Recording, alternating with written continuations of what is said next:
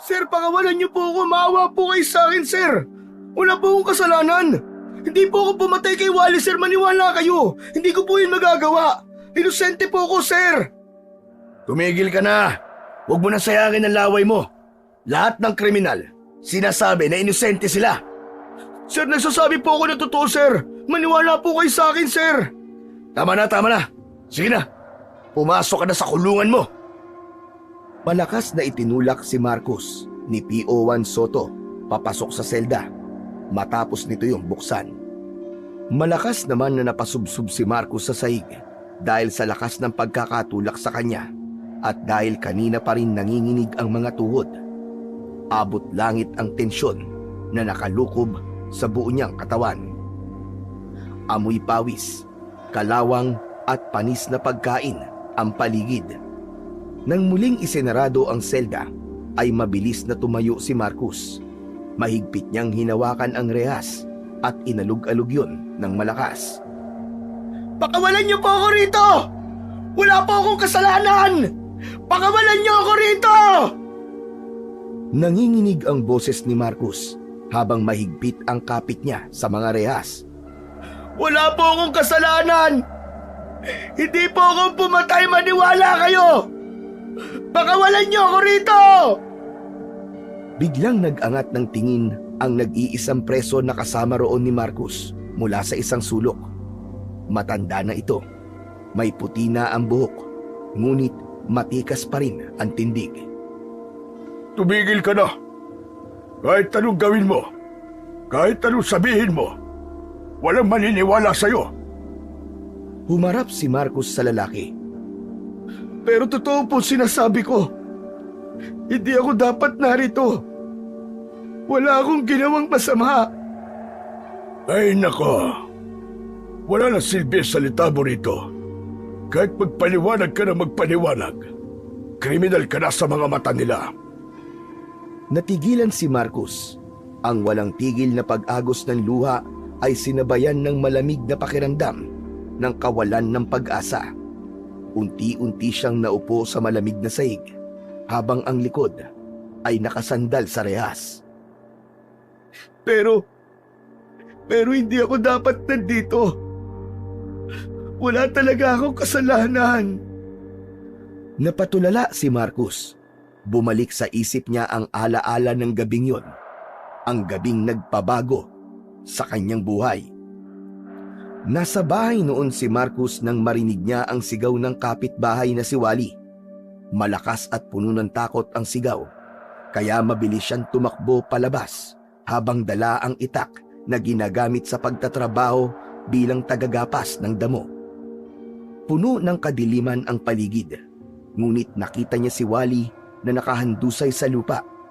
Wakwak ang tiyan nito habang may aswang na sinisipsip ang dugo nito sa leeg. Nang makita si Marcos ng aswang, ay siya naman ang inatake nito. Habang pilit niyang iniiwasan ang matatalim na kuko ng aswang, ay nawalan siya ng balanse at nasubsob sa bangkay ni Wally. Naramdaman niya ang malagkit na dugo sa kanyang muka at kamay. Bago pa siya muling makatayo, tumakbo na ang aswang palayo. Sa pagkakataon na yon, ay may mga taong dumating pero wala na ang aswang.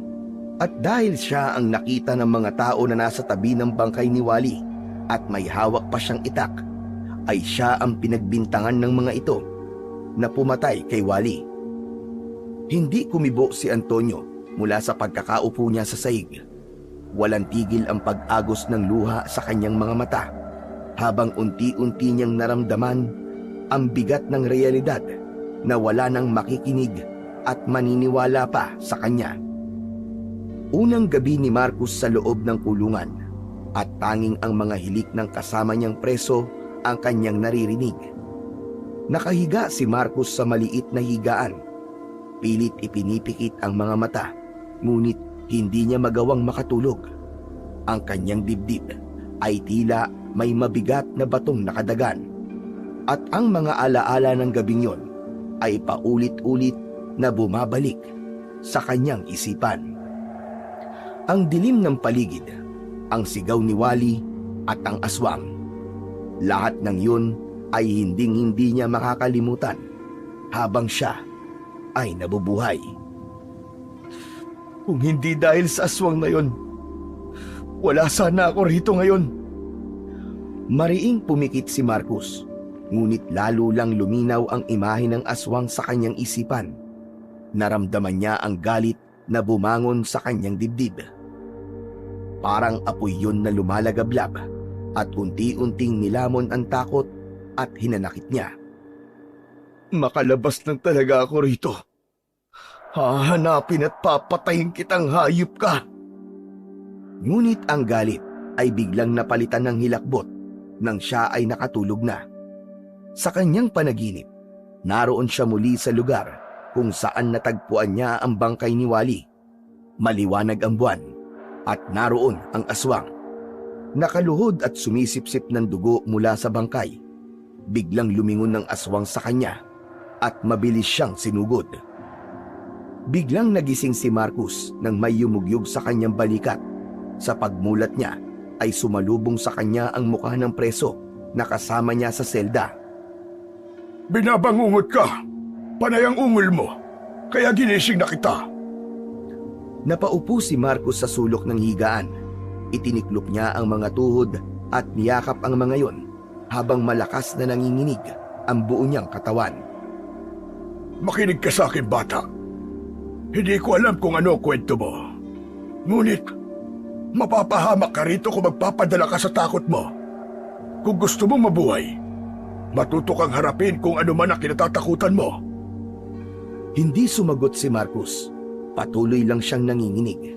Ngunit sa kanyang isipan, unti-unti nang nabubuo ang isang plano at yun ay ang patayin ng aswang na dahilan kung bakit siya nasa loob ng kulungan. Pagsapit ng tanghali ay tinawag na ang mga preso para kumain. Lumabas na si Marcus sa kanyang selda at pagdating niya sa lugar kung saan sila kumakain ay sumalubong sa kanya ang nakakabinging ingay mula sa bungguan ng mga tray, palitan ng mura at halakhakan ng mga preso. Sa dulo ng pila, tahimik na nakatayo si Marcus habang bitbit ang isang tray na may bakas ng kalawang. Nang nasa unahan na siya, ay inabot sa kanya ng bantay ang isang platong may lugaw at kapirasong tuyo. Hindi na kumibo pa si Marcus, bagkus ay umalis na siya sa pila at nagtungo sa isang sulok ng kainan. Tahimik na naupo si Marcus habang nakayuko. Nakatingin lang siya sa kanyang pagkain. Ngunit hindi pa man niya nagagalaw ang kanyang pagkain nang isang preso na may malaking katawan ang bigla na lang umagaw sa pagkain niya. Aalmasana si Marcus, pero pinanlakihan siya ng mga mata ng preso. Tila napako siya sa kinauupuan niya. Kita sa mukha ng preso ang tapang at yabang. Napansin niyang nagmamasid ang ibang preso na parang naghihintay kung lalaban ba siya o hindi. Ngunit sa huli, mas pinili na lang ni Marcus ang manahimik at yumuko. Tumatawang umalis ang presong kumuha ng pagkain ni Marcus. Pinigilan niyang maiyak ng sandaling yun kahit awang-awa na siya sa kanyang sarili. Habang tahimik na nilulunod ng emosyon si Marcus, isang lalaking nasa edad 50 anyos ang lumapit sa kanya. Umupo ito sa harapan niya at inilipag nito sa gitna ng lamesa ang dala nitong tray na may lugaw at tuyo. Natinalan tayo rito sa pagkain ko, bata. Hindi kumibo si Marcus at hindi rin siya tumingin sa lalaki. Kailangan mo kumain. Isang beses lang tayo pinapakain dito kada araw. Tubig na lang ang magiging kakampi mo hanggang mamayang gabi. Ako nga pala si Antonio. Magkasama tayo sa selda. Tumingin si Marcus sa lalaki. Doon lang niya nakita ng maayos ang itsura ni Antonio dahil may kadiliman nga sa selda. Ikaw, bata, anong pangalan mo? Marcus. Alam mo, Marcus, ganito talaga dito. Kapag nakita ka nilang mahina ka, kakayang-kayanin ka nila. Dapat matuto kang maging matapang at ipakita sa kanila na hindi ka mahina. Ganyan din ako nung una ako rito. Pero sa loob ng halos 10 taon, nakasanayan ko na ang kalakaran dito. Hala, sige na. Kumain ka na. Di bali ng konti, basta may laman ng tiyan. Kinuha ni Marcos ang isang kutsara at nagsimulang kumain ng walang kibo. Habang pinagsasaluhan nila ni Antonio ang lugaw at tuyo, ay ramdam niya ang hirap at takot sa kanyang bagong mundo. Kaya patuloy siyang nangako sa kanyang sarili na hindi siya magtatagal doon. Gagawin niya ang lahat upang makaalis siya sa lugar na yon. Tirik na tirik ang araw ng umagang yon. Pakiramdam ni Marcos ay maliliit na karayom na tumutusok sa kanyang balat ang init ng araw. Lahat ng preso ay nasa malawak na bakuran sa likod ng kulungan. Sa gitna ng lupaing tinataniman ng gulay, tahimik na nagbubungkal ng lupa si Marcos gamit ang kalawanging asarol. Ang pawis niya ay tumutulo sa lupa. Matapos magbungkal, ay sinimulan niyang itanim doon ang mga punla ng mustasa. Maya-maya pa ay lumapit si Antonio na may dala ring mga punla sa isang kamay. Umupo ito sa tabi ni Marcos. Sobrang init, no? Parang ginagawang sisig ang utak natin. Hindi sumagot si Marcos. Ipinagpatuloy niya lang ang pagtatanim ng punla. Kumusta ka na nga pala, Marcos? Tinanong mo pa talaga, ha? Hindi ako magiging okay hanggang nandito ako sa impyernong lugar na to. Alam mo, bata, hindi ka magtatagal dito kung lagi kang ganyan. Kailangan mong matutong makisama at makipagkaibigan. Hindi ko kailangan makisama sa kahit na sino sa inyo dahil alam kong hindi ako magtatagal dito. Yan din ang sinabi ko noon eh. Pero tignan mo, mga 10 taon na ako ritong nakakulong. Teka, sandali. Bakit ka nga pala napunta rito? Anong ginawa mo? Tumigil si Marcos sa ginagawa at tumitig sa punlang hawak niya. Matagal siya bago sumagot at halata ang pag-aalinlangan sa kanyang mga mata. Ayoko ng pag-usapan yan. Abay, bakit naman? Kasi alam ko na kung ano ang mangyayari. Tatawanan mo lang ako eh. Hindi ka rin maniniwala. Baka isipin mo pa na nababaliw na ako. Ganun ba? Eh bakit hindi mo subukan magkwento? Malay mo, maniwala ako. Saglit na natahimik si Marcos at pinakiramdaman niya ang sinseridad sa boses ni Antonio. Hindi niya alam kung dapat ba niyang sabihin ang totoo. Ngunit tila bumigat ang pakiramdam niya sa bawat segundong hindi niya sinasabi ang katotohanan sa iba. Alam niya na kailangan niya yung mailabas kahit paniwalaan man siya o hindi. Narinig ko ang isang sigaw ng kapitbahay naming si Wally nung gabing yon. Agad akong tumakbo papunta sa bahay niya habang may dala akong itak. Pagdating ko ron, nakita ko siya. Isang nilalang. Hindi tao. Ang itsura niya, mahaba ang dila. Pulang-pulang mga mata. Nakakakilabot. Aswang ba? Tama ka. Aswang ang nakita ko. Inatake niya ako pero bigla siyang tumakas. Nang dumating ang ibang tao, nakita nila akong puno ng dugo at may hawak na itak. Kaya yun, inakala nila na ako ang pumatay sa kapitbahay namin. Sinabi ko naman sa kanila na aswang ang pumatay kay Wally, pero walang naniwala sa akin ni isa. Tahimik na nakatitig si Antonio kay Marcos matapos marinig ang kwento niya. Tila nag-iisip ito ng malalim, ngunit walang sinasabi. Naging mabigat ang katahimikan sa pagitan nilang dalawa na nagdulot ng pagkairita kay Marcos. O ano? Kita mo na? Tama ako, di ba? Hindi ka naniniwala sa kwento ko. Nanatiling walang imik si Antonio at hindi nagbabago ang ekspresyon sa mukha nito. Sabi ko na nga, be, bakit pa kasi ako nagkwento sa'yo? Pareho ka lang din ng ibang tao. Iniisip mo ba ngayon na nasisiraan na ako ng ulo? Naniniwala ako sa'yo, Marcos. Hindi lang ako makapaniwala na halos pareho pala tayo ng pinagdaanan. Teka, anong ibig mong sabihin? Sa baryo namin ay isa akong manunugis ng aswang. Lihim yun at walang ibang nakakaalam kundi ako lang. Matagal ko nang ginagawa yun. Inaalam ko kung sino ang aswang sa lugar namin. At kapag natiyak ko na isang aswang ang isang tao, ay pinapatay ko kagad. Marami na akong napatay na aswang, Marcus. Pero isang gabi, may isa akong napatay na aswang. Babae siya. Matanda na. Nang matapos ko siyang patayin, ay bigla siyang bumalik sa anyong tao. At sa kamalas-malasan, may biglang nakakita sa akin. Nagkatinginan sila ni Marcus. Sa mga mata ni Antonio, nakita ni Marcus ang lungkot at bigat ng kwento nito. Wala akong nagawa ng sandaling yon. Sa paningin nila, tao ang pinatay ko.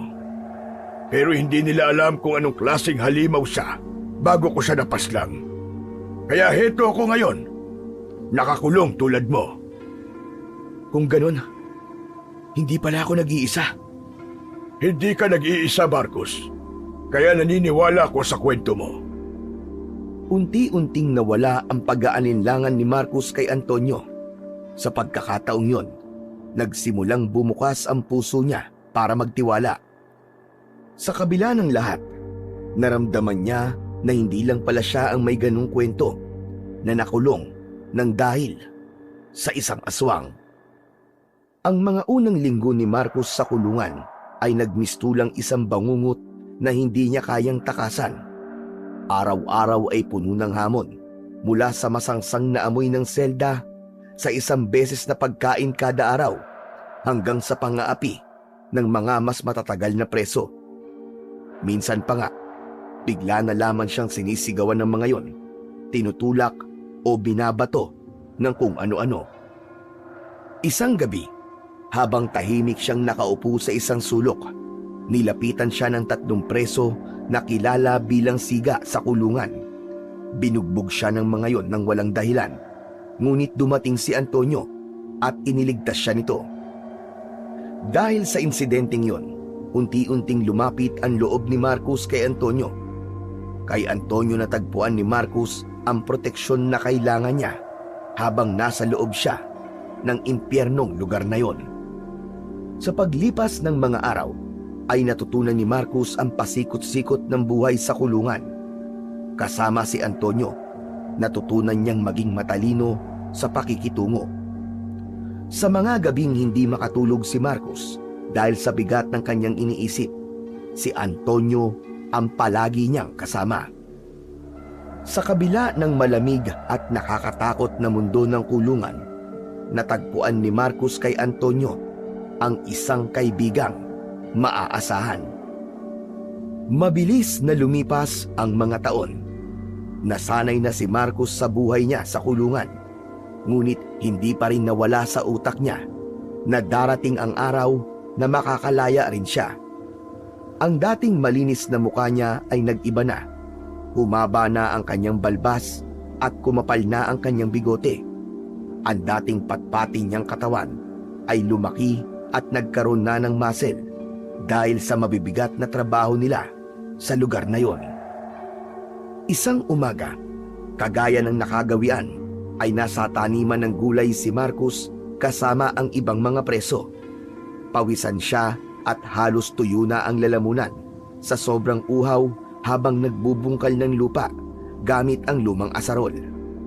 Nasa tabi niya si Antonio na nagtatanim ng punla ng mustasa. Alam mo ba, Marcus, karamihan sa mga tao, hindi nila alam kung paano labanan ng mga aswang. Karamihan sa kanila ay takot agad ang pinapairal. Kaya siguro maraming nabibiktima ang mga pesteng aswang na yon. Pero ikaw, paano mo nalaman ang tungkol sa mga aswang at kung paano sila labanan? Huwag mo akong tanungin kung paano. Napakahabang kwento nun. Pero ang natutunan ko, hindi sapat ang tapang para labanan sila. Kailangan ng talino at tamang sandata. Napahinto si Marcus sa pagbubungkal at tumingin kay Antonio. bigla siyang nagkaroon ng interes sa pinag-uusapan nila. Talino at sandata? Anong ibig mong sabihin? Hindi basta-basta mga aswang. Hindi sila tulad ng mga kwentong pinaniniwalaan ng iba, Marcos. Mas mapanganib sila. Ang iba sa kanila ay kayang magbago ng anyo, maging hayop o kahit na anong nilalang. May ilan din na sobrang bilis. Ang iba naman, sobrang lakas. Pero lahat sila ay merong kahinaan. Kapag meron kang tamang sandata laban sa kanila, hinding-hindi sila mananalo sa iyo. Anong klaseng sandata? Banal na tubig? Aglipay na krus? Buntot ng pagi? Tama naman lahat ng sinabi mo. Pero hindi lahat ng aswang ay takot sa mga bagay na yan. May ilan na parang wala lang. Pero ito... Luminga-linga si Antonio sa paligid at tiniyak na walang nakatingin sa kanila. Maya-maya pa ay inilabas nito ang isang patalim mula sa tagiliran ng pantalon nito. Kakaiba ang itsura ng patalim na yun sa normal na patalim. Ang hawakan nun ay kulay ginto na may kakaibang ukit. Antonio, ba't kami ganyan dito? Bawal yan ah! Alam ko.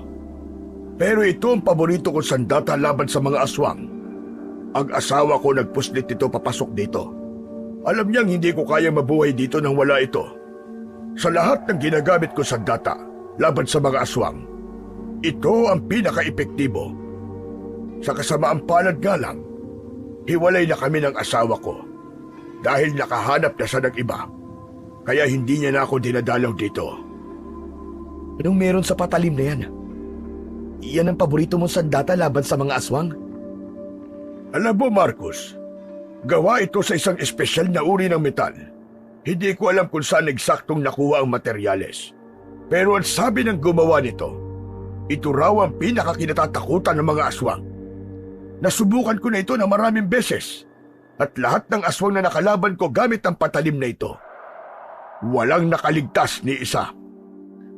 Ilang aswang na bang napatay mo gamit yan? Hindi ko na mabilang.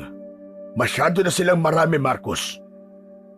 Ibinalik ni Antonio ang patalim sa loob ng pantalon nito at tumingin muli kay Marcos. Pero tandaan mo ito, Marcos. Ang sandata, kahit pag-gaano ka-epektibo, walang kwenta kung duwag ang may hawak. Kailangan ng lakas ng loob at higit sa lahat, paniniwala sa sarili mong kakayahan. Sana meron din ako ng tapang ng kagaya ng sayo. Nang sabihin yun ni Marcos, ay bumalik sa alaala niya ang aswang na dahilan kung bakit siya nakakulong. Muling bumangon ang galit sa dibdib niya at hindi niya napigilan ang pagsalubong ng kanyang mga kilay at pagkuyog ng kanyang mga kamao. Ano na naman ang iniisip mo, Marcos? Parang ang bigat ng dala mo.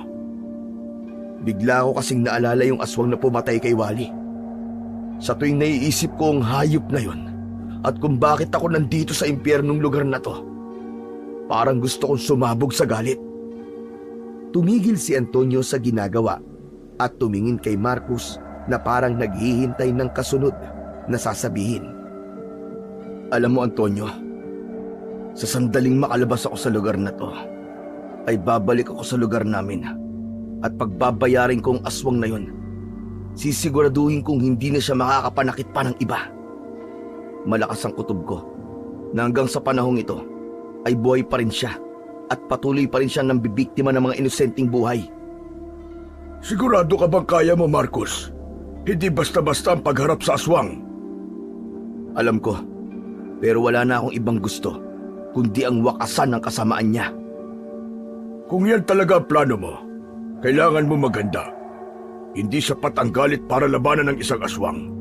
Kailangan ng tamang kaalaman, tapang at sandata. Pero paano mo magagawa kung nandito ka sa kulungan? Hindi ko alam. Siguro naman ay hindi natutulog ang Diyos at gagawa siya ng paraan para makaalis ako sa lugar na ito. Muling bumalik ang dalawa sa kanilang gawain. Naramdaman ni Marcos na mas lalong naglagablab ang apoy sa kanyang dibdib. Hindi na siya ang parehong tao na dumating sa kulungan na yon. Sinisiguro niya na sa sandaling makalaya siya sa kulungan ay ang pagpatay sa aswang na yon ang unang-una niyang gagawin. Matapos ang pagbubungkal ng lupa at pagtatanim, ay pawis na pawis si Marcos habang papunta sa kanilang selda. Habang naglalakad kasama ang ibang preso, ay napansin niya na wala si Antonio sa tabi niya. Luminga siya ngunit hindi niya nakita ang kanyang kaibigan. Nagtaka siya sapagkat palagi na lamang nawawala si Antonio tuwing natatapos na ang gawain nila ngayon. Pasimple siyang humiwalay sa grupo ng mga preso upang hanapin ang kaibigang si Antonio. Bumalik siya sa taniman ng gulay at sinubukang hanapin doon si Antonio, ngunit bigo siya hanggang sa napunta siya sa dulong bahagi ng kulungan kung saan mahigpit na ipinagbabawal na puntahan ng mga preso. Napakunot ang noo niya nang may narinig siyang kakaibang tunog. Mahina yun at halos hindi maririnig kung hindi papakinggan ng mabuti. Tunog yun ng semento na tila tinitibag. Hinintay ni Marcos na marinig ulit ang ingay bago niya yun sinundan. Dahan-dahan siyang naglakad hanggang sa nakita niya si Antonio na nakaharap sa isang bahagi ng mataas na pader na nakapalibot sa buong kulungan. May hawak itong martilyo at malaking pako habang paulit-ulit na tinitibag ang pader sa maingat na paraan upang hindi makalikha ng malakas na ingay. Antonio! Nagulat si Antonio at kulang na lang ay mapatalo nito. Mabilis itong tumayo at akmang susugurin si Marcos gamit ang malaking pako at martilyo. Ngunit natigilan ito nang makita na si Marcos yon. Mabilis na lumapit si Marcos kay Antonio. Marcos, anong ginagawa mo rito? Akala ko isa ka sa mga bantay. Ikaw ang dapat kong tanungin yan. Anong ginagawa mo? Ano pa nga ba? Binubutas ko ang pader na ito. Balak kong tumakas. Bakit ka tatakas? Delikado yung binabalak mo, Antonio. Dahil ayokong mabulok dito. Wala akong ginawang masama. Hindi ko na kaya maghintay ng katarungan mula sa sistemang wala namang kwenta. Tahimik na tumitig si Marcos sa maliit na siwang sa pader na nagawa ni Antonio. May bahagyang liwanag mula sa labas na tumatagos doon. Matagal mo na bang ginagawa to? Oo, matagal na. Ilang taon ko na itong ginagawa nang walang nakakahuli sa akin dahil tinatabunan ko ng dayami ang ginagawa kong butas. Bawat pagkakataong wala sa paligid ang mga bantay, tinatrabaho ko ito. Pero hindi ko inaasahan na ikaw pala ang makakahuli sa akin. Pero, bakit hindi mo sinabi sa akin to? Akala ko ba magkaibigan tayo? Tama ka, magkaibigan nga tayo. Pero wala ka pa rito ay ginagawa ko na ito. Isa pa, natatakot ako na may makaalam dahil baka makarating pa sa mga bantay. Bakit ba gusto mong tumakas? Akala ko ba may ibang lalaki na ang asawa mo? Oo nga, pero may mga anak ako, Marcos. Kailangan nila ako. Sa kagaya ng sinabi ko, ayokong mabulok sa lugar na ito. Napaisip si Marcos sa kabila ng panganib at posibilidad na hindi magtagumpay ang balak ni Antonio na pagtakas, ay nakita niya sa mukha nito ang nag-uumapaw na determinasyon. Basta mag-iingat ka palagi, Antonio. Alam mo kung anong pwedeng mangyari sa'yo kapag nalaman ito ng mga bantay o ng ibang preso na may galit sa'yo. Salamat, Marcos. Pero sana, wala kang pagsasabihan ng ginagawa ko. Kahit na sino. Wala kang dapat na alalahanin sa akin. Hindi kita ipapahamak. Dahil kaibigan kita. Sige na, bilisan mo na dyan at sumunod ka na sa akin. Baka mahalata ng mga bantay na wala pa tayo sa loob. Tahimik na umalis si Marcos at iniwan si Antonio upang ipagpatuloy ang ginagawa nito. Habang naglalakad pabalik sa selda, ay hindi niya naiwasan ang kabahan para sa kaibigan. Taimtim siyang nagdasal na sana ay magtagumpay ito sa balak nitong pagtakas kahit alam niya na hindi yon ang tamang gawin. Kinagabihan, nakahiga na si Marcos sa loob ng selda, ngunit hindi niya magawang makatulog. Iniisip niya ang planong pagtakas ni Antonio hanggang sa sumagi sa isip niya na kung sasama siyang tumakas sa kanyang kaibigan ay makakabalik na siya sa lugar nila upang harapin ang aswang na dahilan kung bakit siya nakakulong. Sa umpisa ay nagkaroon siya ng alinlangan. Naisip niya na baka mas mapahamak siya kapag nahuli sila ni Antonio. Ngunit sa huli, mas nanaig ang kagustuhan niyang ilagay ang hustisya sa kanyang mga kamay. Kinaumagahan, habang nagtatrabaho sila sa taniman ng gulay, ay lumapit si Marcos kay Antonio na abala noon sa pagbubungkal ng lupa. "Antonio, may sasabihin sana ako sa iyo eh." Ano yon? Saglit na tumigil si Marcos. Tumingin muna siya sa paligid. Nang makasiguro na walang ibang tao na malapit sa kanila, ay saka siya muling nagsalita. "Sasama ako sa pagtakas mo." Anong sinabi mo? "Narinig mo ko. Gusto kong sumama sa pagtakas mo rito." Marcos, delikado ang ginagawa ko. Kapag nahuli tayo, patay tayong dalawa. "Alam ko yun. Pero wala na akong pakialam sa pwedeng mangyari sa akin. Ayoko na maghintay na makakalaya pa ako rito sa tamang paraan. Kagaya mo, ayoko ring mabulok dito." Pero kapag nahuli tayo, hindi lang kulong ang kapalit nun. Baka hindi na tayo makalabas dito ng habang buhay. "Kailangan ko makaalis dito para malinis ko ang pangalan ko, Antonio. Para makabalik ako sa lugar namin at harapin ang aswang na dahilan ng lahat ng paghihirap kong to." Saglit na natahimik si Antonio. Tila pinag-aralan nito kung seryoso ba talaga si Marcos.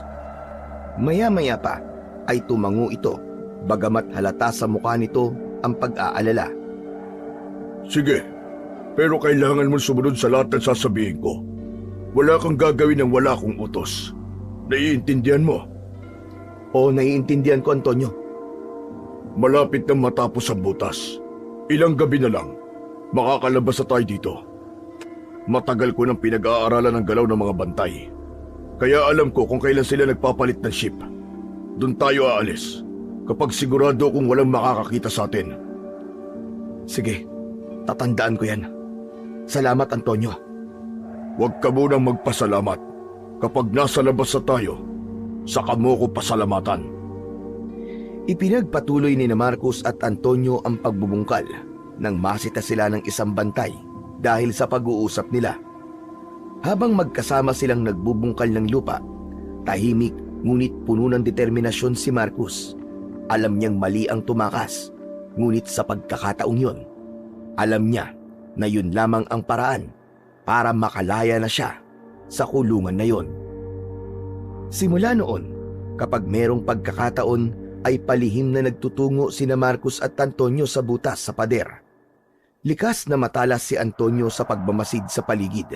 Alam nito ang bawat sulok ng kulungan, pati ang oras kung kailan nagiging kampante ang mga bantay.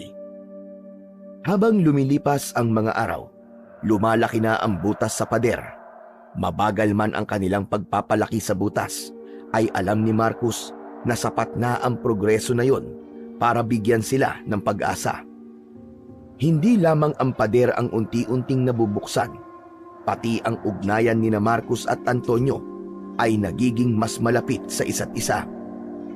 Sa bawat hampas ng martilyo, kasabay nito ang mas lalong pagtibay ng pagtitiwala nila sa isa't isa. Hanggang sa wakas ay naging sapat na ang laki ng butas sa pader na yon para makatakas sila.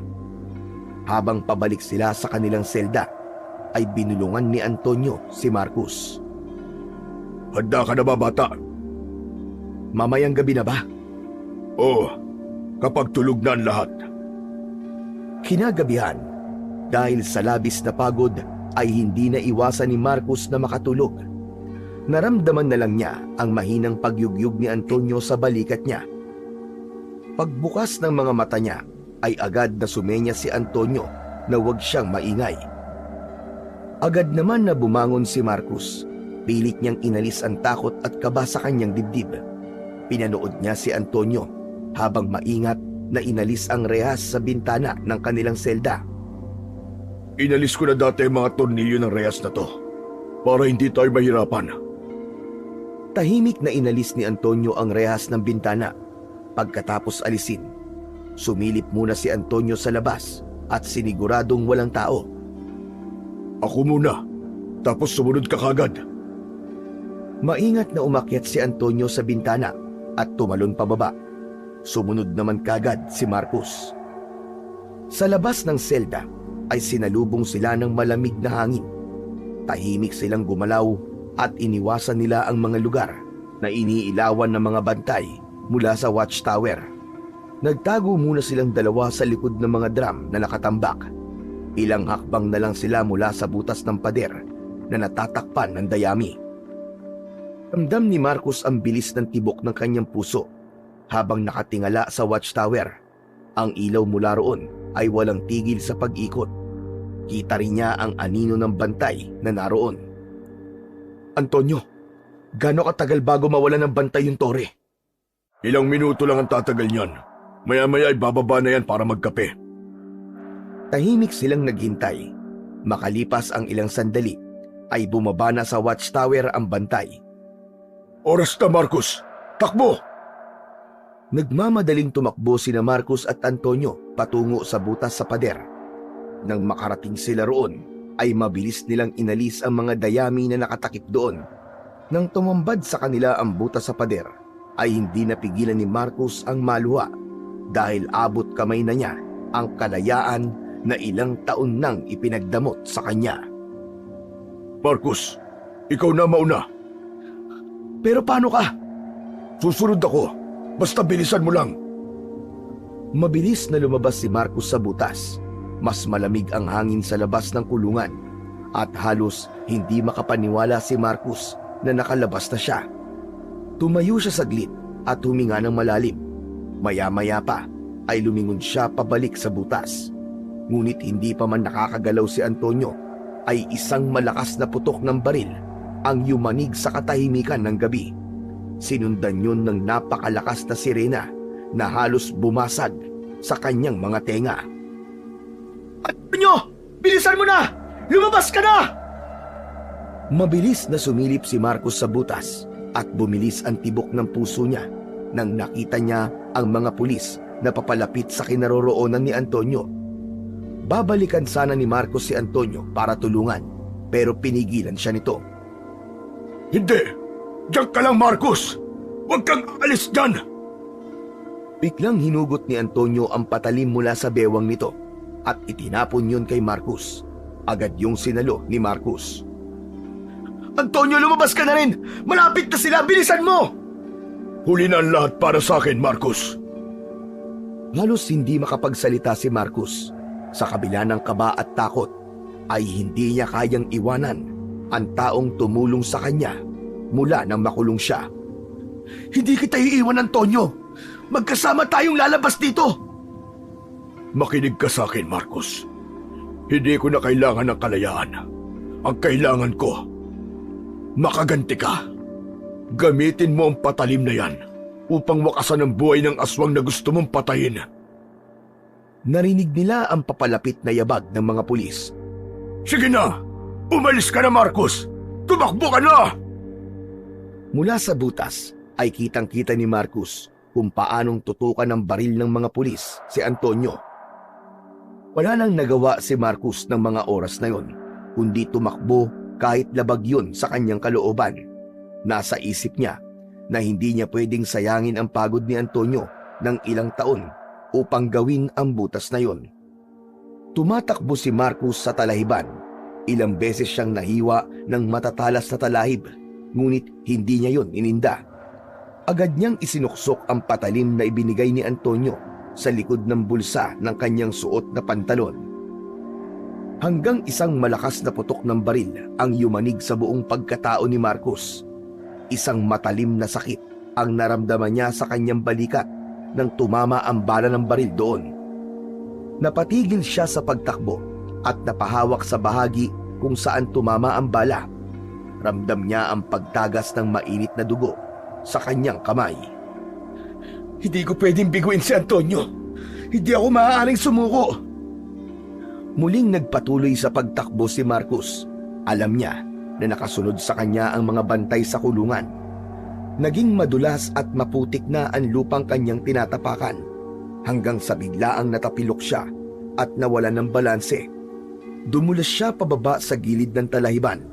Dire-diretso siyang bumulusok paibaba hanggang sa tuluyan siyang bumagsak sa ilog na may rumaragasang tubig. Malalim ang tubig sa ilog at agad na nilamon ng tubig si Marcos. Ngunit hindi siya pinanghinaan ng loob. Habang pinipilit niyang pumaibabaw sa tubig, ay naramdaman niya ang malakas na paghampas ng kanyang ulo sa malaking bato. Unti-unting nanlabo ang paningin ni Marcos hanggang sa tuluyan na siyang niyakap ng kadiliman habang inaanod siya ng malakas na agos ng tubig sa ilog. Nagising si Marcos sa malamig at mababaw na bahagi ng ilog. Kalat na ang liwanag sa paligid at ang sikat ng araw ay bahagyang pumapasok sa kanyang muka. Napasinghap siya ng malalim. Pakiramdam niya ay binigyan siya ng ikalawang buhay ng sandaling yun. Nang tumayo siya, ay naramdaman niya ang kirot sa kaliwang balikat. Agad niyang kinapa ang bulsa sa likod ng kanyang pantalon upang alamin kung naroon pa rin ang patalim na ibinigay sa kanya ni Antonio. Nakahinga siya ng maluwag nang malaman na hindi yun nawala nang anurin siya sa ilog. Bagamat masakit ang balikat mula sa tama ng bala, ay pilit pa rin naglakad si Marcos. Hindi pa rin siya makapaniwala na naging matagumpay ang pagtakas niya. Habang naglalakad sa gilid ng ilog, ay may nakitang maliit na kubo si Marcos. Lumapit siya sa kubo at ang hinala niya ay walang tao roon. May mga nakasampay na damit sa labas ng kubo. Hindi na siya nagdalawang isip na kumuha ng kupas na t-shirt at pantalon. Kinuha na rin niya ang lumang tsinelas na nasa gilid ng kubo at isinuot niya ang lahat ng yun. Pasensya na, pero kailangan kong gawin to. Ang basang damit niya ay itinapon niya sa ilog. Masakit pa rin ang kanyang balikat, ngunit mas pinili niyang magpatuloy sa paglalakad. Naglakad si Marcos ng walang tigil sa loob ng ilang oras. Kahit pagod na siya, ay hindi siya nagpahinga. Nang makarating siya sa bayan, ay doon na siya nakaramdam ng labis na panghihina dahil sa gutom. Napansin niya ang isang basurahan. Agad siyang lumapit doon at sinuyod ang mga naroon hanggang sa makakita siya ng isang piraso ng tinapay na hindi pa ubos. Pwede na to. Lamang tiyan na rin to. Pikit matang kinagat ni Marcos ang tinapay na yon. Hindi niya na pinansin ang alikabok o dumi na nakadikit sa tinapay. Sa bawat kagat niya sa tinapay ay mas lalong nagsumidhi ang kagustuhan niyang makarating sa kanilang baryo upang harapin ang aswang. Nang maubos ni Marcos ang tinapay, ay biglang pumasok sa isip niya si Antonio, ang huling tagpo ng kaibigan niyang nakataas ang mga kamay habang nakatutok ang mga baril dito ay hindi maalis sa kanyang isipan. Antonio, hindi kita bibiguin, kaibigan. Pinapangako ko yan. Itinuloy ni Marcos ang kanyang paglalakad. Paulit-ulit niyang sinabi sa sarili na hindi siya titigil hanggat hindi niya napagbabayad ang aswang na dahilan ng kanyang pagkakakulong. Makalipas ang ilang minuto, ay nakarating si Marcos sa isang bus station. Sumakay siya sa bus na bumabiyahe papunta sa kanilang baryo. Napansin niyang halos puno na ang loob nun, ngunit may isang bakanting upuan sa may likuran. Nagmamadali siyang umupo roon bago pa siya maunahan ng iba. Sa gilid ng upuan ay may nakasingit na tiket ng bus. Kinuha niya yun at inalis ang pagkakalukot. Bago umalis ang bus, ay nag-inspeksyon muna ang konduktor para sa mga pasahero na wala pang tiket. Mabilis naman na ipinakita ni Marcos ang tiket na nakita niya sa upuan nang tumapat sa kanya ang konduktor. Dahil sa dami ng tao, ay hindi na yun masyadong tiningnan pa ng konduktor. Nang umandar na ang bus, ay tahimik lamang si Marcus na nakatingin sa labas ng bintana. Makalipas ang ilang oras, tumigil ang bus sa isang kalsadang malapit sa baryo kung saan nakatira si Marcus. Nang sumigaw ang konduktor kung merong bababa roon, ay mag-isang bumaba si Marcus. Pagbaba niya ng bus ay nakita niya na palubog na ang araw. Ang langit ay may bahid ng kahil at pula. Naisip niya na kailangan na niyang maglakad agad upang hindi siya abutin ng dilim. Mula sa kalsada, nagsimulang maglakad si Marcus papunta sa baryo nila. Isang mahabang daan ang kailangan niyang tahakin na napapaligiran ng mga palayan at kakahuyan. Ramdam ni Marcus ang pagtagaktak ng pawis sa kanyang noo, ngunit hindi niya yun inalintana. Ang makapal niyang balbas at bigote na hindi niya pa ginugupitan sa mga taon ng kanyang pagkakakulong ay sapat na upang maitago ang kanyang pagkakakilanlan. Lumaki rin ang kanyang katawan dahil sa trabaho sa kulungan, dahilan upang magmukha siyang ibang tao sa mata ng mga nakakakilala sa kanya. Sa bawat hakbang ni Marcus, nararamdaman niya ang bigat ng patalim sa kanyang bulsa na tila maging yun ay sumisigaw na upang magamit niya. Ang dilim ay unti-unti nang bumalot sa paligid ng sandaling yun. Sa wakas, makalipas lang ang ilang oras na paglalakad, ay nakarating na rin si Marcus sa kanilang baryo. Inabot na siya ng dilim. Napansin niyang parang hindi nagbago ang lugar. Ngunit sa kabila ng pamilyar na tanawin, alam niyang hindi na siya maaaring bumalik sa dati niyang buhay sa lugar na yon. Ang una niyang naisip ay si Dante, ang matalik niyang kaibigan. Kung may tao siyang matatakbuhan, ay si Dante yon. Alam niyang tapat si Dante sa kanya at maaasahan niya ito. Nagsimulang maglakad si Marcus patungo sa bahay ni Dante na nasa dulo ng baryo. Habang naglalakad sa makipot na daan, napansin niyang kakaiba ang ihip ng hangin. Sa una, malamig yun. Ngunit unti-unti yung naging maalinsangan. Bumigat ang paligid at ramdam niya ang kakaibang presensya. Tumigil si Marcus at inikot ang kanyang paningin. "Sino nandyan?" Wala siyang nakitang tao, ngunit naramdaman niya ang biglang pagbilis ng tibok ng kanyang puso. Maya-maya pa, isang malakas na hangin ang dumaan sa likod niya at biglang sumulpot ang isang anino mula sa kadiliman. Isang aswang ang lumitaw na may mahahabang kuko, matalim na ngipin at mapulang mga mata. Ikaw ang aswang na pumatay kay Wally! Hinding-hindi kita pwedeng makalimutang hayop ka!" Sinubukan siyang sugurin ng aswang, ngunit lahat ng ginawa nitong pag-atake ay matagumpay na naiwasan ni Marcus. Hinugot niya ang patalim mula sa kanyang bulsa at iniumang yon sa aswang. Agad niyang nakita ang takot sa mukha ng aswang pagkakita sa patalim niya.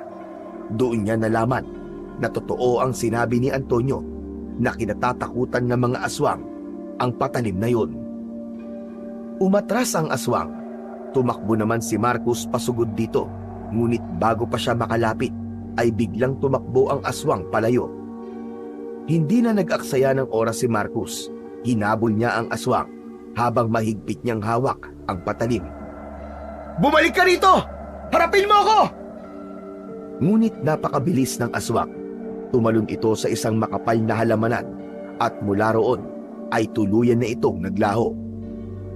Huminto si Marcus sa paghabol sa aswang. Habol niya ang kanyang paghinga. Tumigil si Marcus, hingal na hingal. Matalim siyang nakatingin sa direksyon kung saan nawala ang aswang. Mas humigpit ang hawak niya sa patalim at naramdaman niya ang kakaibang init nun sa kanyang palad. Alam niyang ang patalim ang dahilan kung bakit natakot ang aswang. "Duwag kang hayop ka, pero magkikita pa rin tayo. At sa susunod, titiyakin ko na hindi ka na makakatakas at papatayin kita." Binalikan niya ang daan patungo sa bahay ni Dante. Alam niyang kailangan niyang maghanda dahil simula pa lang yun ng mas malaki niyang laban. Pagkalipas ng ilang minuto, ay narating na ni Marcos ang maliit na kubo ni Dante sa dulo ng baryo. Lumapit siya sa binto at marahang kumatok. Nakarinig siya ng kaluskos sa loob nun at maya-maya pa, bumukas ang pinto. Bumungad sa kanya si Dante na agad na napakunot ang noo nang makita siya. Sino ka? Anong kailangan mo sa akin ng ganitong oras? Dante, hindi mo ba ako nakikilala? Ako to, si Marcos. Natigilan si Dante na para bang inisip nito kung nagsasabi siya ng totoo o hindi. Ngunit nang mapagmasdan siya nito ng mabuti, ay biglang nagliwanag ang mukha nito. Marcos! Hindi maaari! Ikaw ba talaga yan? Oo, ako nga to. Halika! Pasok ka pare! Pinatuloy ni Dante si Marcos sa loob ng kubo. Naupo si Marcos habang si Dante naman ay nanatiling nakatayo sa kanyang harapan. Kailan kayo lumaya pare? Bakit hindi mo ko sinabihan? Hindi ako lumaya, Dante. Tumakas ako. Ano? Tumakas ka? Diyos ko Marcos, alam mo ba delikado yung ginawa mo? Pinapalit mo mundo mo pare. Alam ko, pero wala akong ibang paraan na maisip para makalabas sa kulungan kundi ang tumakas. Bakit ka pumunta rito? Alam mo bang pwede ako madamay kapag hinarap ka ng mga pulis? Pare ayoko ng problema. Nananahimik ang buhay ko. Hindi ka madadamay, nangangako ko. Kaya nakikiusap ako sa'yo na dito muna ako titira sa bahay mo kahit pansamantala lang. Sandaling tumahimik si Dante, ngunit halatang hindi pa rin ito kampante. Bilang kaibigan mo, wala akong magagawa kundi ang tulungan ka pare. Pero paano kung may makakita sa'yo? Siguradong isusumbong ka nila sa mga pulis. Hindi nila ako makikilala pare. Ikaw nga hindi mo ako nakilala kung hindi ko pa sinabi kung sino ko. Tignan mo ako Dante. Malaki na ang pinagbago ko. Kung sa bagay tama ka. Pero bakit ka tumakas? Anong dahilan? Pare, hindi ako ang pumatay kay Wally. Hindi ko pagbabayaran ng isang kasalanan na hindi ako ang gumawa. Pero pare malinaw ang lahat. Nakita nila. Ikaw ang kasama ni Wally nung gabing yun. Oo, kasama ko nga siya. Pero hindi ako ang pumatay sa kanya. Isang aswang ang pumatay sa kanya pare. Bahagyang natawa si Dante, ngunit halata ang nerbiyos sa tawa nito. Ano ka mo? Aswang? Marco, seryoso ka ba? Parang hindi naman totoo yung mga aswang-aswang na yan eh. Dante, sa pagkakakilala mo sa akin, kaya ko bang pumatay? Hindi pare, kilala kita. Hindi mo magagawa yun. Kaya ako tumakas ay dahil gusto kong patayin ang aswang na pumatay kay Wally. Gusto kong linisin ang pangalan ko at higit sa lahat, gusto kong maghiganti sa halimaw na yun. Napatingin si Dante kay Marcos. Bakas sa mukha nito ang halo-halong emosyon, takot, pag-aalinlangan, ngunit may bahid din ng pangunawa. Diyos ko Marcos, ano ba tong pinasukan mo? Hindi mo kailangan maniwala sa akin ngayon. Pero nangangako ko na patutunayan ko sa lahat na totoong may aswang dito sa baryo natin. At yun ang pumatay kay Wally. Sige, dito ka muna pare. Pero sana alam mo ang ginagawa mo. Huwag ka mag-alala pare, dahil hindi ako magiging problema. Maraming salamat Dante ha. Hindi ako nagkamali ng taong nilapitan. Para kay Marcos ay malaking bagay para sa kanya na nasa kanya ang tiwala ng kaibigan niya. Maagang nagising si Marcos kinabukasan. Maingat niyang isinuksok ang patalim sa loob ng kanyang jacket. Isinuot niya ang isang lumang sombrero na nakita niya sa bahay ni Dante upang mas lalo pa niyang maitago kung sino talaga siya. Paglabas niya ng bahay ni Dante, tumambad sa kanya ang lugar na dati ay tinawag niyang tahanan. Ngunit sa pagkakataon na yon, alam niyang may isang halimaw na nagtatago sa lugar na yon. Tahimik siyang naglakad. Ang bawat taong nadadaanan niya ay pinagmamasdan niya ng mabuti. Ang kilos ng mga yon, mga galaw ng mata, at kung ano pang palatandaan na masasabi niya na aswang ang taong nakikita niya. Nagpatuloy si Marcos sa kanyang paglalakad. Sa huli, natagpuan niya ang sarili sa isang lumang tulay. Huminto siya at tumingin sa paligid habang ang kanyang mga mata ay nagbabaga sa galit. Hindi ka makapagtatago sa akin habang buhay. Hahanapin kita hanggang sa makita kita. Sa araw na yon ay bigo si Marcos na matagpuan ang aswang.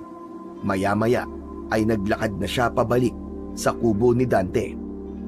Pagbalik ni Marcos sa kubo ng kanyang kaibigan, ay bumungad sa kanya si Dante na halatang nag-aalala. Halos hilahin siya nito papasok sa bahay. Mabilis nitong isinarado ang pinto at saka siya nito hinarap. Pare, saan ka ba galing? Bakit lumalabas ka ng ganitong oras? Naglibot-libot lang ako, Dante. Tinitignan ko kung may makikita akong kakaiba. Sigurado ako, ang aswang na hinahanap ko ay isa sa mga tao rito sa baryo. Pare, may kailangan kang malaman. Napadaan ako sa bahay ng kapitan kanina. Nakita ko na may mga pulis na kausap si kapitan at ikaw ang pinag-uusapan nila. Anong sinabi nila tungkol sa akin? Sinabi ng mga pulis kay kapitan na tumakas ka sa kulungan. Sabi nila, kung sakaling makita ka nila rito sa baryo, ay agad na ipaalam sa mga pulis. Sigurado ako, nasasabihan na ni kapitan ng lahat ng tao rito na baka nandito ka nga. Nanlamig si Marcos at naramdaman niya ang biglang paglakas ng kabog ng kanyang dibdib. Pare, baka may makakita sa'yo at isumbong ako sa mga pulis. Kaya sana huwag kang lalabas-labas ha. Dito ka na lang muna sa loob ng bahay. Hindi ako pwede magtago lang habang ang aswang na yun ay malaya pa rin gumagala. Kailangan ko siyang makita. Kailangan ko siyang mapatay bago pa siya may mabiktimang iba. Pare, ako na nagsasabi sa'yo. Walang aswang dito sa baryo natin. Kung meron man pare, bakit wala namang sumunod mula nung pinatay si Wally? Kung nakita mo lang sana ang aswang na yun ng gabing pinatay niya si Wally, sigurado ako na hindi ganyan nasasabihin mo, Dante. Kaya hindi ako titigil hanggat di ako nakakasiguro na patay na ang halimaw na yun. Pero Marcos, paano kung mahuli ka ng mga pulis? Paano kung mapahamak ka? Isipin mo nga yun. Ito ang tandaan mo, Dante. Hindi ako papayag na mahuli ng mga pulis hanggat hindi ko napapatay ang aswang na yun. Tumalikod si Marcos at dumungaw sa bintana. Alam niya na nag-aalala lang ang kaibigan niya para sa kanya, pero hindi niya pwedeng sundin ang nais nito na manatili siya sa loob ng bahay. Naisip niya na kung hindi siya maaaring lumabas sa umaga, ay sa gabi niya gagawin ang paghahanap sa aswang. Kinagabihan, tahimik na nilisan ni Marcos ang bahay ni Dante. Siniguro niya na tulog na ang kanyang kaibigan dahil alam niya na pipigilan siya nitong umalis. Nakasuot siya ng sombrero habang dala ang patalim na ibinigay sa kanya ni Antonio. Sa kanyang paglalakad, may napansin siyang isang anino sa malayo. Isang babae ang nag-iisang naglalakad sa gitna ng dilim. Agad siyang nagtago sa likod ng isang puno. Nang makalampas ang babae, ay saka lang siya lumabas. Maglalakad na sanang muli si Marcos nang marinig niya ang pagsigaw ng babae. Nang lingunin niya ito, ay nakita niya ang aswang na nasa harapan ng babae na takot na takot. Hindi na nagdalawang isip si Marcos na sumugod sa direksyon ng babae. Hinila niya ang babae palayo sa aswang at siya ang humarap dito. Agad na sumugod ang aswang kay Marcos, ngunit mabilis niyang naiwasan ang mga pag-atake nito. Nagpalitan sila ng pag-atake. Ang patalim ni Marcos laban sa mahabang kuko ng aswang. Hanggang sa nakahanap si Marcos ng pagkakataong saksakin ng aswang sa balikat. Malakas na umungol ang aswang. Naramdaman niya ang panghihina ng aswang nang bumaon ang patalim sa katawan nito. Itinulak ng aswang si Marcos na naging sanhi upang mapaupo siya sa lupa. Bago pa man makatayo si Marcos, ay mabilis nang tumakbo ang aswang palayo. Sinubukan niya yung habulin, ngunit mabilis yung nawala sa kanyang paningin. Hingal na bumalik si Marcos sa babae. Nakaupo ito sa lupa habang nanginginig sa takot. Tinulungan niya itong makatayo at mangyak-ngiyak itong nagpasalamat sa kanya. Tumalilis si Marcos palayo nang hindi nagsasalita. Muli niyang tinahak ang direksyon na pinuntahan ng aswang upang magbakasakali na makita niya yon. Ngunit ng gabing yon ay bigo pa rin siyang bumalik sa bahay ni Dante. Kinaumagahan, ginising ni Dante si Marcos para kumain ng almusal. Nang dumulog siya sa hapagkainan, ay meron dong sinangag, pritong itlog at daing na bangus.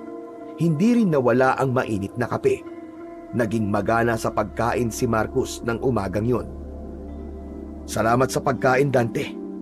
Alam mo ba, na walang ganito doon sa kulungan. Madalas ay lugaw ang kinakain namin doon tapos isang beses lang kami kumakain sa isang araw. Bukod pa doon, maghapon kaming pinagbubungkal ng lupa at pinagtatanim ng mga gulay. Grabe pala ang naranasan mo doon, pare. Siguro, kung ako nandun, ay mas gugustuhin ko rin tumakas. Pero hayaan mo, habang nandito ka, ay makakakain ka ng masasarap na pagkain. Sa gitna ng pag-uusap ng magkaibigan, ay narinig nila ang malakas na usapan ng mga nanay sa labas. Ayon sa isang nanay, ay ipinagkakalat ng isang babae na ang pangalan ay Erica na muntik na itong atakihin ng isang aswang noong nakaraang gabi. At may isang hindi kilalang lalaki ang nagligtas dito. Sabi naman ng isang nanay ay huwag maniwala sa kwento ni Erica dahil kilala yung marites o sinungaling at mahilig gumawa ng kwento upang mapag-usapan ito. Nagtama naman ang mga mata ni Marcos at Dante. Siguro naman narinig mo ang pinag-uusapan nila sa labas, Dante. Sabi ko na sa'yo totoo ang aswang, pare. Alam mo ba, na ako ang tumulong dun sa babae na muntik ng patayin ng aswang. Ibig sabihin, pare, lumabas ka kagabi? Hindi ba sabi ko sa'yo dito ka lang muna sa loob ng bahay? Pampihira ka naman, oo. Kung hindi ako lumabas, pare, malamang patay nang matatagpuan yung babaeng yan. Sayang nga nasaksak ko na yung aswang, pero nakatakas pa rin. Kung ganon, naniniwala na akong merong ang aswang dito sa baryo natin. Pero pare, paano mo lalabanan ang aswang? Tumayo si Marcos at kinuha sa ilalim ng kanyang unan ang patalim. Inilapag niya yon sa lamesa. Ito ang gagamitin ko para patayin ang aswang na yon. Saan mo naman nakuha to, pare? Sa isang kaibigan ko sa kulungan. Sinabi niya sa akin na mabisang sandata yan laban sa mga aswang. Pare, sigurado ka ba sa plano mo? Baka mapahamak ka lang. Wala na akong pakialam kung mapahamak man ako, Dante. Kailangan kong linisin ang pangalan ko. At ang tanging paraan para magawa ko yon ay patayin ang aswang na pumatay kay Wally. Kailangan kong patunayan sa lahat na meron talagang aswang dito. Hindi na muling nagsalita pa si Dante. Tahimik nilang tinapos ang kanilang almusal habang si Marcos naman ay nag-iisip ng kanyang susunod na hakbang. Gabi-gabing umaalis si Marcos sa bahay ni Dante at palagi niyang dala ang patalim na ibinigay sa kanya ni Antonio. Sinusuong niya ang bawat sulok ng baryo upang hanapin ang nasabing aswang. Palagi siyang umaasa na muli niya yung makakaharap. Ngunit ilang gabi na niyang hindi nakikita ang aswang. Tila alam nito na hinahanap niya ito, kaya nakaramdam siya na nagtatago ang aswang sa kanya. Hanggang isang umaga, nagising si Marcos sa balita na may natagpo ang bangkay sa baryo. Isang matandang lalaki ang natagpuan sa labas ng kanyang kubo. Ang katawan nito ay puno ng kagat at wala na ang mga laman loob. Nabalot ng takot ang buong baryo dahil sa pangyayaring yon. Nang sumunod na umaga, isa na namang balita ang gumulat sa baryo. Isang dalagitang magbubukid ang natagpuan sa gitna ng palayan na walang buhay. At tulad ng unang biktima, wala na rin ang lamang loob nito. Ang takot ay lalong kumalat sa baryo at maging si Marcos ay nakaramdam ng takot dahil naging sunod-sunod na ang patayan sa kanilang baryo. Alam ni Marcos na nasa paligid lamang ang aswang. Nagtatago ito sa dilim at nag-aabang ng susunod nitong biktima. Ngunit sa bawat gabi ng kanyang paghahanap, Tila mas lalong naging tuso ang aswang. Ganun pa man, mas lalong lumakas ang determinasyon niya na tapusin na ang kasamaan ng aswang na yun dahil sa magkakasunod na patayan. Isang hapon, mag-isa si Marcus sa kubo ni Dante. Wala si Dante noong mga oras na yon dahil nagtungo ito sa palengke. Nakaupo si Marcus habang matiim na pinagmamasdan ang bawat detalye ng patalim na panlaban niya sa aswang. Maya-maya pa ay dumating na si Dante mula sa palengke. Puno ang bayong nito ng mga gulay, karne at ilang prutas. Ibinaba ni Dante ang mga dala nito sa maliit na mesa at saka umupo nang may bakas ng pag-aalala sa mukha sa tabi ni Marcus. May masamang balita, Marcus. Ano yun? Narinig ko ang usap-usapan ng mga tao sa palengke na ikaw daw may gawa ng pagpatay doon sa matandang lalaki at sa dalagitang magbubukid. Ano? Bakit ako? Kumalat na kasi dito sa baryo na nakatakas ka mula sa kulungan. At ang sabi nila, yung klase ng pagpatay kay Wally noon, parehong-pareho daw sa ginawa sa mga bagong biktima. Tumayo si Marcus at naglakad papunta sa bintana. Mariin niyang naikuyom ang kanyang mga kamay. Dante, alam mo na hindi ako ang pumatay sa kanila. Alam mo na aswang ang may gawa nun. Oo nga pare, alam ko yun. Pero hindi natin kontrol kung ano ang iniisip ng mga tao. Pinaniniwalaan nila ang gusto nilang paniwalaan. Kaya mas lalo kong kailangan mahanap ang aswang na yun. Kailangan ko na siyang mapatay bago pa siya may muling patayin. Pero pare, paano kung... Kapag nadagdagan pa ang biktima at sa akin pa rin ang sisi, mas lalo lang masisira ang pangalan ko. Tumingin si Marcus sa malayo. Nang sandaling yon ay alam niya na hindi niya na kailangang hayaan na muling makapatay ang aswang. Lalo na't ang iniisip ng mga tao ay siya ang gumagawa ng karumal-dumal na pagpatay sa lugar na yon. Ilang araw at gabi pa ang lumipas, ngunit bigo pa rin si Marcus na mahanap ang aswang. Ngunit sa kabila ng lahat, hindi pa rin siya nawalan ng pag-asa. Alam niya na magtatagumpay siyang wakasan ang pagpatay na ginagawa ng aswang. Isang tanghali, maganang pinagsaluhan ni Dante at Marcus ang ulam nila na sinigang na baboy. Kapwa sila natigilan sa pagkain nang biglang may kumatok sa pinto ng kubo. Si Dante ang unang tumayo upang tingnan kung sino ang nasa labas. Si Marcus naman ay nagpatuloy lang sa pagkain. Nagtungo ito sa nakasaradong pinto at marahan niyong binuksan. Sir, ano pong kailangan nyo? Magandang tanghali po. Ako po si P.O. Juan Soto. Ako naman po si Dante, sir. Agad na nanlamig si Marcus. Ang pangalan na yon ay tila kidlat na tumama sa kanyang isipan. Hindi niya maaaring makalimutan ang pangalan na P.O. Juan Soto dahil isa yon sa mga pulis na nagdala sa kanya noon sa kulungan. Tatayo na sana siya upang magtago pero naging mabilis ang kanyang utak. Kinuha niya ang kanyang pinggan at iniligay yon sa batalan.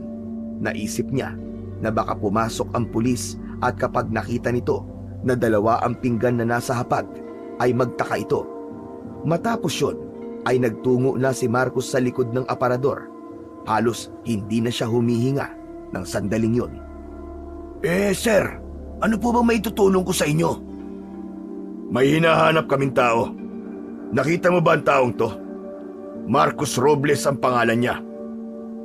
Kilala ko nga po ang taong to, sir. Dati po siyang nakatira rito. Pero matagal ko na po siyang di nakikita eh. Sa pagkakaalam ko po, nakakulong po siya. Ganun nga, tama ka. Pero tumakas siya sa kulungan. At siya ang prime suspect sa dalawang pagpatay dito sa baryo nyo. Malakas ang aming hinala na nandito siya ulit sa baryo nyo. Nanlamig si Marcus, parang tumigil ang mundo niya habang nakikinig mula sa likod ng aparador. Ganun po ba? Bihira po kasi ako lumabas ng bahay eh. Kaya hindi ko rin po masyadong alam ang mga nangyayari dito sa lugar namin, sir. Pwede bang silipin ang loob ng kubo mo? Standard procedure lang to. Sige po, pasok po kayo. Wala naman akong tinatago dito, sir eh. Bago pa makapasok si PO1 Soto, ay tahimik na naglakad si Marcos papunta sa bintana. Maingat siyang lumabas mula roon. Nagawa niyang bumagsak sa lupa nang hindi gumagawa ng ingay. Mula sa sawali na dingding ay sumilip si Marcos sa loob ng kubo. Nakita ni Marcos na iniikot ng pulis ang paningin nito sa loob ng kubo. Nanlaki ang mga mata niya nang damputin ni PO1 Soto ang patalim niya na nasa ibabaw ng lamesa. Kaninong patalim to? Ah, yan po ba, sir? Sa akin po yan. Ipinamana po sa akin ng lolo ko. Bakit po, sir? Parang nakita ko na to dati pero hindi ko matandaan kung saan. Hindi na po ako magtataka, sir. Sa palengke lang po yan binili nun ng lolo ko eh. Kaya sigurado ko na maraming nagmamayari na ganyan ang itsura. Pinagmasdan ng mabuti ng pulis ang patalim, saka yun muling inilapag sa lamesa. Nagmasid pa ito ng sandali, saka muling tumingin kay Dante. O sige, salamat sa oras mo. Kung makikita mo si Marcos Robles, ipagbigay alam mo kagad sa amin. Okay, sir. Maraming salamat din po. Pagkaalis ni PO1 Soto, ay bumalik na si Marcos sa loob ng kubo. Agad niyang isinarado ang pinto at nakita niya si Dante na nanghihinang napaupo. Kinuha nito ang isang baso ng tubig at mabilis na ininom ang laman nun. Umupo na rin si Marcos sa tapat ng kanyang kaibigan. Pare, patawarin mo ako kung hinayaan ko makapasok yung pulis dito Hindi ko na kasi alam ang gagawin ko eh. Tama lang ang ginawa mo, Dante. Kung tumanggi ka, lalo lang siya maghihinala. Pero akala ko talaga pare mahuhuli ka na kanina. Alam kong magtatago ka, pero kinabahan pa rin ako ng gusto. Hindi na sinagot pa ni Marcos ang sinabing yun ni Dante. Maging kasi siya ay kinabahan din sa biglaang pagdating ni PO1 Soto. Ano ba talaga ang plano mo, pare? Habang tumatagal, parang mas lumalala ang sitwasyon. 2 tao na ang namamatay at ikaw ang sinisisi ng mga tao. Natatakot na ako kung ano pa ang susunod na mangyayari. Hindi agad sumagot si Marcos. Pinagmasdan niya ang patalim na nakapatong sa ibabaw ng lamesa. Malalim siya nag-isip at bakas sa kanyang muka ang bigat ng kanyang dinadala. Dante, may dahilan kung bakit ako bumalik dito at kailangan kong maisakatuparan ng dahilan na yon bago pa may sumunod na biktima ang aswang na yon. Pero nararamdaman ko, malapit na akong magtagumpay. Mapapatay ko rin ang aswang dito sa baryo natin. Dinampot ni Marcos ang patalim at tiningnan yon ng mabuti. Sa utak niya ay naglalaro kung paano niya papaslangin ng aswang gamit ang hawak niyang sandata. Isang hapon, habang abala si Marcos sa pagsasaing, ay dumating si Dante na may bitbit na isang bote ng matapang na alak at sisig. Napansin ni Marcos ang saya sa mukha ng kanyang kaibigan. Pare, may dala akong alak at pulutan Mamayang gabi, mag-inuman tayo. Sa ibang araw na lang siguro, Dante. Alam mo naman na tuwing gabi tinutugis ko yung aswang eh. Nakakapagtampo ka naman, pare. Nakalimutan mo na yata eh. Kaarawan ko ngayon. Di ka pa pwedeng magpahinga kahit sang gabi lang. Birthday ko naman, pare. Pasensya ka na, Dante. Nakalimutan ko. Oo na, sige na. Mamayang gabi mag-iinom tayo. Happy birthday nga pala, tol. Ayan, ganyan dapat. Saka, ang tagal na rin natin hindi nakakapag-inuman, di ba? Alak kaya ang banding natin nun. Napangiti si Marcos sa sinabi na yun ni Dante. Inisip niya na hindi naman siguro masama na kahit isang gabi ay magpahinga muna siya sa paghahanap sa aswang. Kaya kinagabihan, matapos ang hapunan ay inayos ni Dante ang mesa at inilabas ang alak at pulutan. Agad na nilagyan ni Dante ng alak ang kani-kanilang shot glass. Oh, pare, para sa akin ang unang tagay na to Shot puno! Happy birthday, pare. Sana humaba pa ang buhay mo. Shot puno. Pinagbunggo nila ang kanilang shot glass at diretsong ininom ang alak na sinundan kagad nila ng pag-inom ng tinimplang pineapple juice. Habang umiinom, napunta ang usapan nila sa mga masasayang alaala noong kabataan pa nila. Naalala mo ba, paring Marcos, yung panahong nanligaw ka kay Letty? Naalala mo pa yun, ha? Oo naman, pero ikaw ang naging tulay, tapos ikaw rin ang nakatuluyan niya. Kasi naman mas gusto niya mas gwapo. Pare, ano na nga pala ang nangyari kay Letty ngayon? Ayun, 5 na ang anak. Hindi na yung nakatira rito. Sa kabilang baryo na.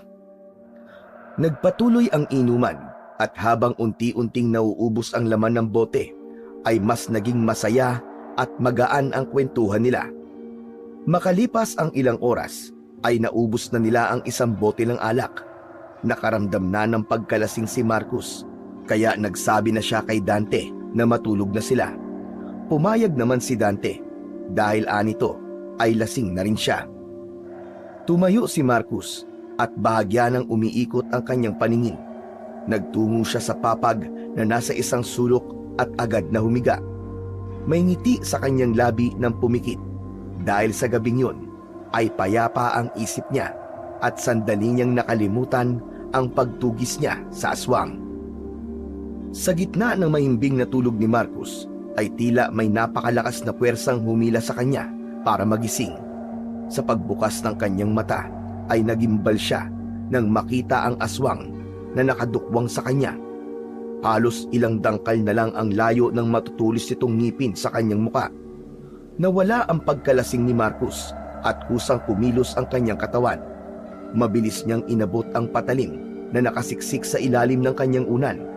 Nang makita niyang susunggaban siya ng aswang, ay sinalubong niya ito ng malalim na saksak sa dibdib. Lumayo kay Marcos ang aswang na halatang nasaktan. Napasiksik ito sa isang sulok ng kubo. Biglang naalala ni Marcos si Dante at nang hindi niya nakita sa loob ng kubo ang kaibigan, ay nagkaroon siya ng masamang kutob. Nasaan si Dante? Anong ginawa mo sa kanya? Hindi sumagot ang aswang. Bagkus ay bigla itong tumalon palabas ng bintana. Hindi na nag-aksaya pa ng oras si Marcos. Agad siyang tumayo at lumabas din siya ng bintana. Mabilis siyang tumakbo upang habulin ang aswang. Hindi niya inalis ang tingin sa aswang na yon. Ayaw na niyang makatakas yon muli, gaya ng mga nangyari nung una, hanggang sa makarating sila sa malawak na kagubatan. Biglang tumigil ang aswang sa pagtakbo at humarap yon kay Marcos. Huminto rin si Marcos at tinapunan niya ng matalim na tingin ang aswang. Hindi siya nagpakita ng takot. Igilan mo na ako. Kung hindi, ay mapipilitan akong patayin ka. Nagpapatawa ka ba? Matapos kong makulong ng maraming taon, ay ganyan lang ang sasabihin mo sa aking hayop ka? Masyado ka kasing pakailamero. Kung hindi ka na lang sana lumabas ng bahay mo, hindi ikaw ang mapagbibintangang pumatay kay Wally.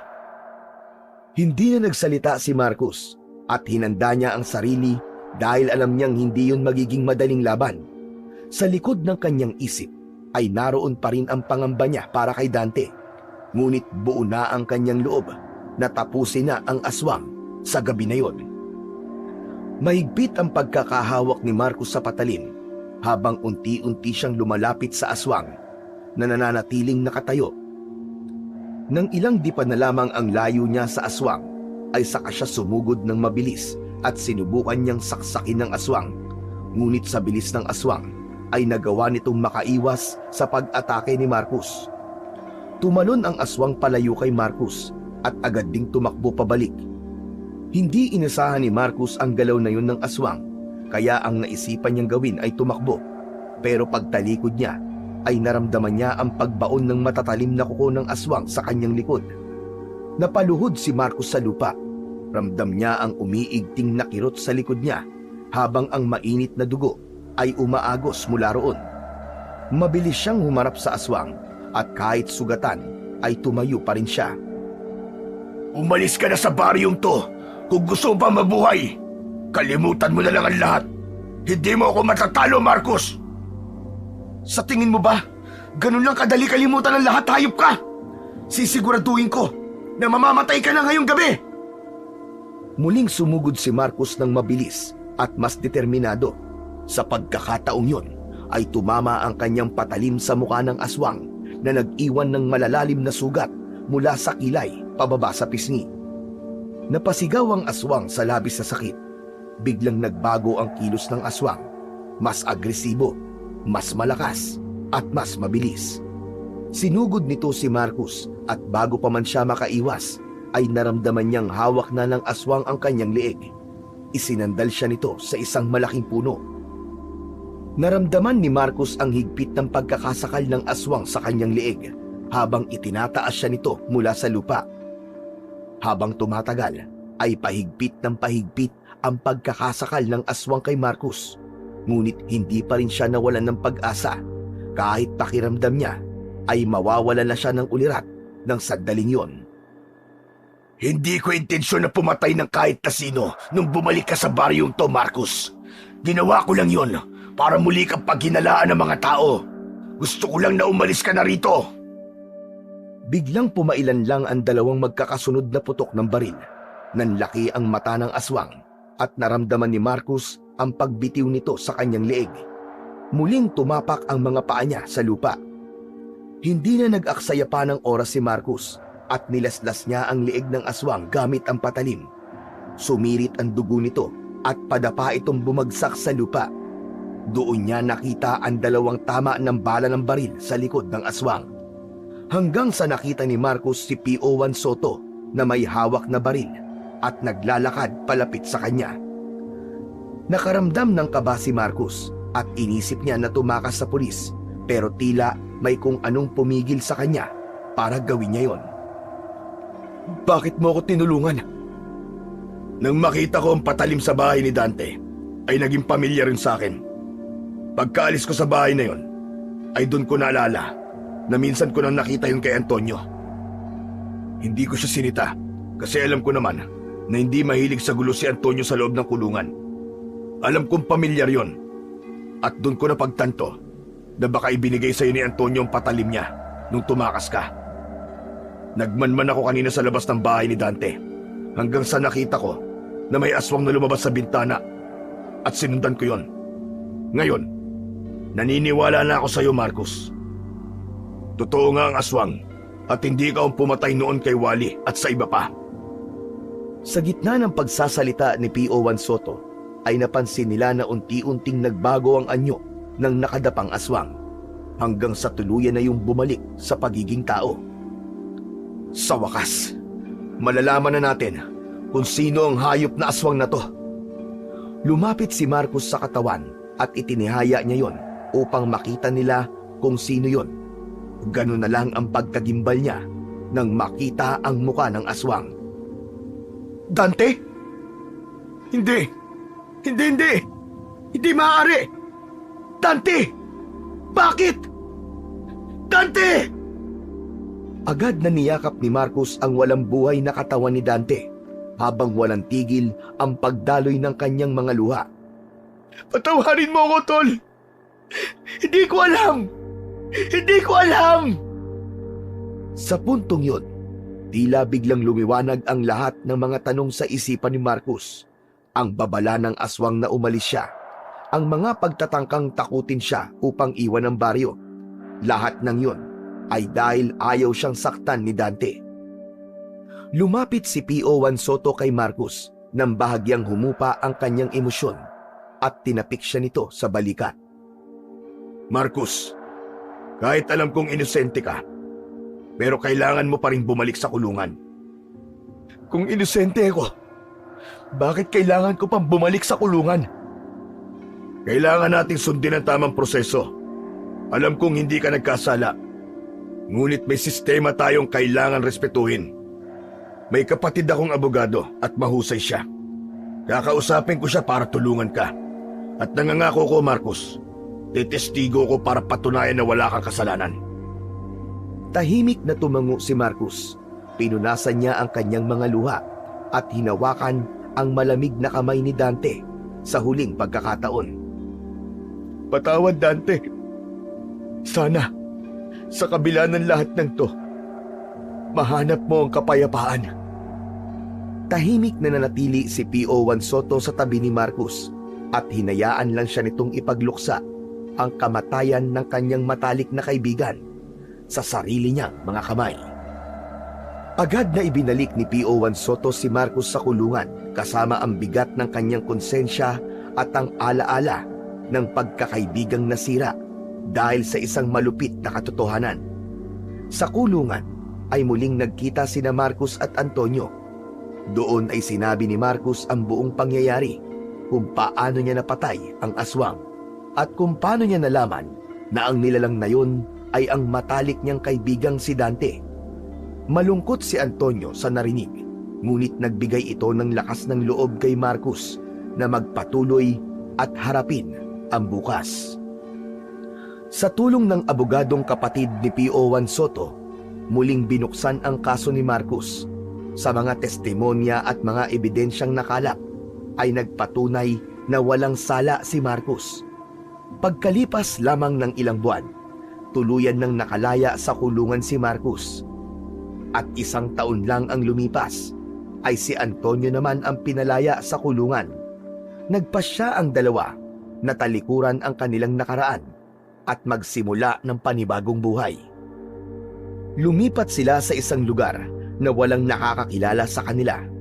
Dala ang pag-asang maitatama nila ang kanilang mga pagkakamali at muling makakahanap ng katahimikan at kapayapaan. Sir